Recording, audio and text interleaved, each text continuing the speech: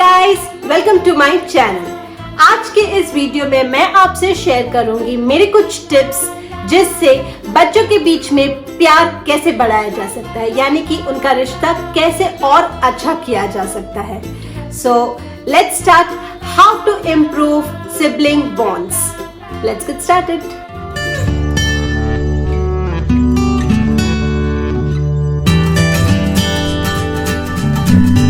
सबसे पहला पॉइंट ये है कि आप उन एक्टिविटी पे ध्यान दीजिए और उन्हें बढ़ावा दीजिए जो दोनों बच्चे एक साथ खेलते हैं, क्योंकि रिलेशनशिप तभी अच्छा बनता है जब दोनों भी सेम एक्टिविटीज साथ में करते हैं, चीजों को शेयर करते हैं और वो दोनों भी एंजॉय करते हैं। तो आप ऐसी कुछ एक्टिविटीज पे ध्यान दीजिए। अगर आपको नहीं पता है तो आप ध्यान दीजिए, आपको पता चल जाएगा और ऐसी एक्टिविटीज को आप बढ़ावा दीजिए और उन्हें साथ में खेलने दीजिए। पॉइंट नंबर 2 है कि अगर वो कोई चीज खेल रहे हैं जिनमें वो दोनों भी खुश हो रहे हैं तो उन्हें रोकिए मत, उन्हें टोकिए मत। जी हाँ, उन्हें ज्यादा खेलने दीजिए, क्योंकि जब बच्चे खेलने में खुश होते हैं तो उन दोनों में बॉन्डिंग बढ़ती है। फिर चाहे वो कोई भी खेल क्यों ना हो और चाहे वो आपको थोड़ा बहुत नुकसान भी क्यों ना करवा रहा हो, लेकिन अगर दोनों खुश है और साथ में खेल रहे हैं तो थोड़ी देर खेल लेने दीजिए उन्हें। पॉइंट नंबर 3 है कि use oxytocin for children bonding. अब आप कहोगे ऑक्सीटोसिन क्या है? तो ऑक्सीटोसिन कुछ नहीं है, बस एक अपना बॉडी का हार्मोन है और अगर बहुत अच्छे से समझाओ तो ये एक लव हार्मोन है। तो आप ये लव हार्मोन को दोनों बच्चों में कैसे इस्तेमाल करोगे? आपको उन दोनों को ज्यादा से ज्यादा साथ में हंसाना है। उनको चाहे तो सिंगिंग करवा सकते हो, डांसिंग करवा सकते हो।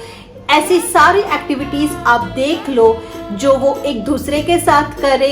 जितना टाइम वो दोनों एक दूसरे के साथ स्पेंड करेंगे उतना ज्यादा से ज्यादा ये हार्मोन उन दोनों के बीच में बढ़ेगा। तो एक रूटीन बना लीजिए, दिन में कुछ टाइम रख दीजिए जहां पे वो लोग सबसे ज्यादा एक दूसरे के साथ कोई एक्टिविटी साथ में करें। मेरा नेक्स्ट पॉइंट है स्टार्ट स्पेशल टाइम। अब ये उन लोगों के लिए है जिनके बच्चे साथ में बिल्कुल खेलना पसंद ही नहीं करते और उन दोनों को एक दूसरे की कंपनी पसंद ही नहीं है। अगर आपका इतना एक्सट्रीम केस चल रहा है या इतनी ज़्यादा उन दोनों के बीच में दूरियां है तो आप ऐसा कर सकते हैं कि उनके बीच में नज़दीकियां लाने के लिए, उन बच्चों के बीच में प्यार लाने के लिए आप स्पेशल टाइम शुरू करिए। दिन की 15 मिनट आप सिर्फ उन दोनों के लिए रखिए, उनके लिए कुछ प्लान करिए और उन दोनों को साथ में खेलने का मौका दीजिए। जैसे जैसे दोनों साथ में ज्यादा टाइम स्पेंड करेंगे उन दोनों के बीच का प्यार बढ़ता जाएगा। अगला पॉइंट है उन दिनों के लिए जब दोनों के बीच में झगड़ा हो गया हो और दोनों को या तो फिर कोई स्पेशली लो फील कर रहा हो और दूसरा हैप्पी हो, तो आप एक काम कीजिए उन दिनों के लिए, यानी कि those days when they are feeling low or those days when they have just a fight or something, आप उनके लिए वो स्पेशल एक्टिविटी ले आए जो उन्हें साथ में खेलना बहुत पसंद है। वो वाली एक्टिविटी उन दिनों पे खास करवाए।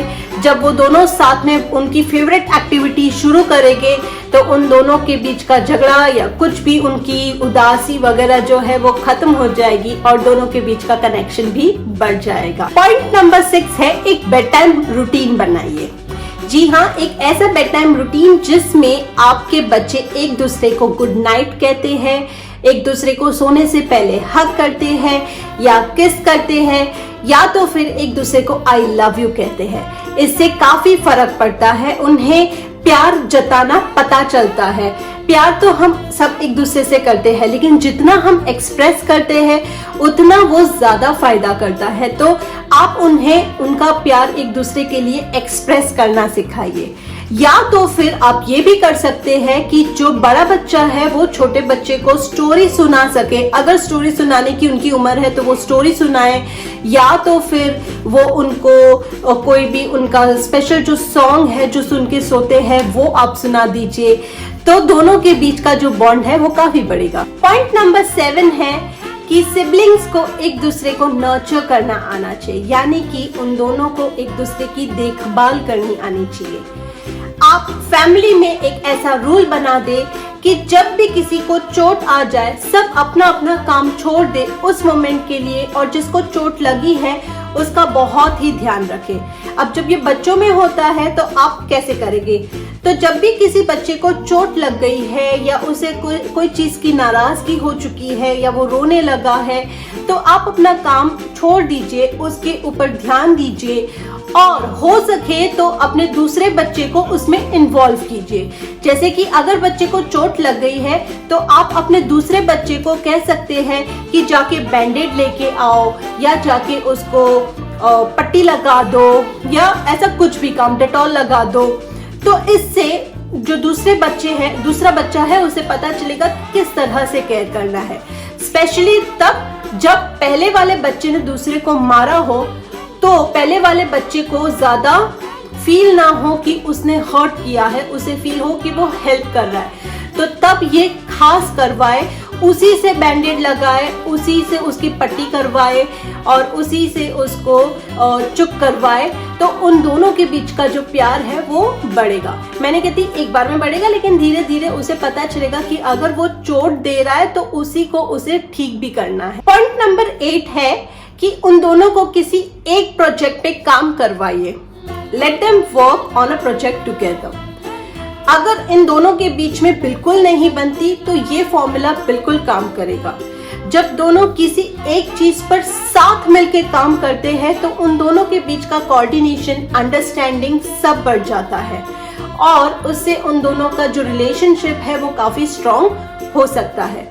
तो ट्राई कीजिए कि उन्हें कोई ऐसी एक्टिविटी दे दीजिए जो दोनों साथ में मिलके करें। मेरा पॉइंट नंबर 9 है कि आप एक फैमिली जर्नल बनाइए। आप एक पेज ले सकते हैं, उस पेज में आप चाहे तो उस पेज को काफी डेकोरेट भी कर सकते हैं और घर के किसी ऐसे पार्ट में लगा दे जहां पे आपके बच्चे उसे देख पाए। अब आपको करना क्या है, आप उसमें वो सारी एक्टिविटीज लिखेंगे जो आपके बच्चों ने एक दूसरे के लिए की है और अच्छी बातें की है। जब आप ये सारी चीजें लिखना शुरू करोगे, आप नोटिस करोगे कि आपका बच्चों का जो बिहेवियर है एक दूसरे के लिए काफी बदल रहा है। अब आपको ये जर्नल में सिर्फ लिखना नहीं है, आपको ये सारी जो चीजें आपने लिखी है उसे बार बार पढ़ना है, आपके बच्चों को प्रोत्साहित करना है। हो सके तो उन्हें कुछ रिवॉर्ड दे दीजिए, कोई भी छोटा मोटा, अब वो चाहे हग या किस ही क्यों ना हो, उन्हें बहुत अच्छा लगेगा और आपको पता भी नहीं चलेगा कब ये ट्रांसफॉर्मेशन हो जाएगा कि वो ज्यादा से ज्यादा एक दूसरे के लिए अच्छी एक्टिविटीज करना शुरू करेंगे और आपको लिखने के लिए मजबूर करेंगे कि आप लिखो ताकि आप उन्हें अप्रिशिएट कर पाओ। सो ये जो एक टैक्टिक है वो काफी काम आती है, जरूर ट्राई कीजिएगा और मुझे कमेंट सेक्शन में भी जरूर बताइएगा कि आपको ये टैक्टिक काम आई है या नहीं। और मेरा लास्ट पॉइंट है कि आप बच्चों को ये बताइए कि अगर उनमें झगड़ा होता है तो वो खुद ही उन्हें सॉल्व करे और वो भी हेल्दी तरीके से सॉल्व करे। झगड़ा हर रिलेशनशिप का एक पार्ट होता है, कोई भी रिलेशनशिप ले लो, हर एक रिलेशनशिप में हर कोई एक दूसरे के साथ झगड़ता है, तो ये एक पार्ट ऑफ ह्यूमन बीइंग का नेचर है। बट जब भी झगड़ा हो तब बच्चों में ये बात क्लियर करना बहुत जरूरी है कि झगड़े में एक दूसरे को मारने पीटने की कोई जरूरत नहीं है। और जब भी झगड़ा होता है, एज अ पेरेंट्स हमारी क्या रिस्पॉन्सिबिलिटी होती है, हमें कहीं पे भी कोई भी बच्चे की साइड नहीं लेनी है। अगर हम बच्चे की साइड लेना शुरू करते हैं तो उन दोनों के बीच में दुश्मनियां बढ़ने लगती है। सो आप ट्राई कीजिए कि आप किसी की भी साइड ना लो और हो सके तो आप भी उन्हें बता सकते हो कि बिना किसी को नुकसान पहुंचाए हुए दो लोगों के बीच का जो झगड़ा है वो अच्छी तरीके से सॉल्व हो सकता है। उन्हें एक दूसरे को ज्यादा से ज्यादा सुनना है और एक्सप्रेस करना है और हो सके तो कोई ऐसा सोल्यूशन लेके आइए आप जो दोनों के लिए फायदेमंद हो, तो किसी को ये ना लगे कि इसका साइड लिया या हमारे साथ नाइंसाफी हुई है। और लास्टली खत्म करने के लिए मैं यही कहूंगी कि अगर दो बच्चों के बीच में या अपने जितने भी बच्चे हैं इन बच्चों के बीच में अगर आपको प्यार बढ़ाना है तो आपको हर बच्चे के साथ अपना रिलेशनशिप काफी स्ट्रॉन्ग रखना पड़ेगा। अगर हर बच्चे को पता है कि कुछ भी हो जाए, दूसरे को क्या मिल रहा है क्या नहीं मिल रहा है, लेकिन उसके हाथ में या उसके लिए जो प्यार है माँ बाप का उसको सफिशिएंट मिल रहा है, तो उसे कभी भी दूसरे के साथ जेलसी नहीं होगी और उसे दूसरे के साथ दुश्मनी फील नहीं होगी, वो झगड़ा कम करेगा। सो ट्राई कीजिए कि आप अपने बच्चों के साथ इक्वल प्यार करें और उन्हें ये कभी महसूस ना होने दें कि उनके लिए प्यार कम हो चुका है। सो इसी के साथ मैं अब खत्म करती हूँ एंड उम्मीद करती हूँ आपको मेरा व्लॉग पसंद आया होगा। प्लीज मेरे व्लॉग को लाइक और शेयर जरूर कीजिए और हो सके तो आप मेरे चैनल को सब्सक्राइब करना ना भूलें और उसी के बाजू में है बेल आइकन, उसे भी प्रेस कीजिए ताकि आपको नोटिफिकेशंस मिलती रहे। So till then bye, see you soon.